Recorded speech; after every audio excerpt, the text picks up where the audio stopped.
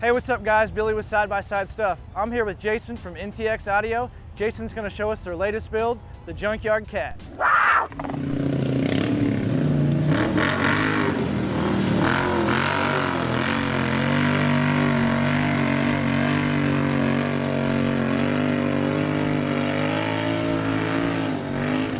All right, a little bit of the story on the Junkyard Cat.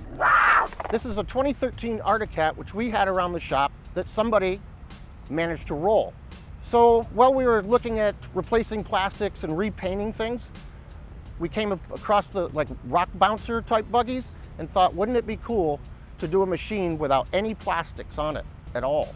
One of the things we wanted to do with this machine was make it real simple in the shop. We wanted to do it by hand. No CNC, no fancy paint, just good old grinders and a hand tube bender. And we kind of wanted to give it a skeleton or a menacing look. We didn't grind any of the welds. It just came out real raw, real durable, and we're really happy with it. Here's some of the things we had to do. Since there's no plastic, there's no protection on any of the machine or the riders. So we created these bent bars to create a skeleton to protect all of our electronics that are in the dash, as well as any sticks or trees that may go in there when we're out riding. The doors, well, there are no doors. We're Dukes of Hazzard in this thing to get in and out of it. We created an enclosure here with sheet metal to protect you while you're riding, plus make the machine that much more durable for some of the harder passes we're on.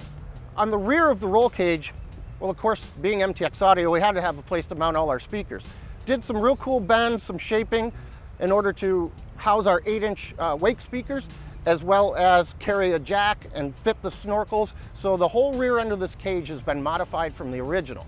We're using 2 excess power batteries and 6 of our Mud 100.2 amplifiers.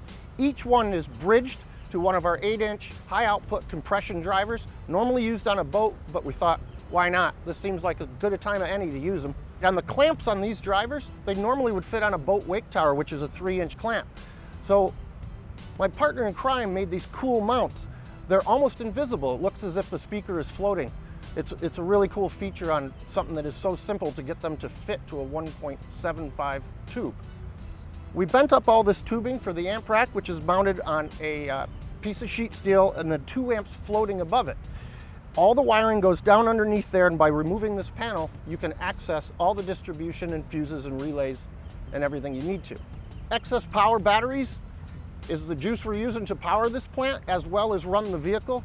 Great batteries, small, compact, and light. They work really well in the UTV market. Up here, for the illusion to create a cat scratching the hood of this machine, hence the Junkyard Cat, we used a hand plasma cutter and cut out all these details and rolled the metal back. Okay, for the suspension on this Arctic Cat, we went with Super ATV, a 6-inch lift and portals. They're the only ones that had what we needed to fit an Arctic Cat. It's an odd machine to do this to. So again, like I said, we went with a 6-inch portal and a 6-inch lift, both front and rear. For the wheels and tires, we went with a 20-inch MSA wheel and a 37-inch BKT tire. This thing really claws through the mud.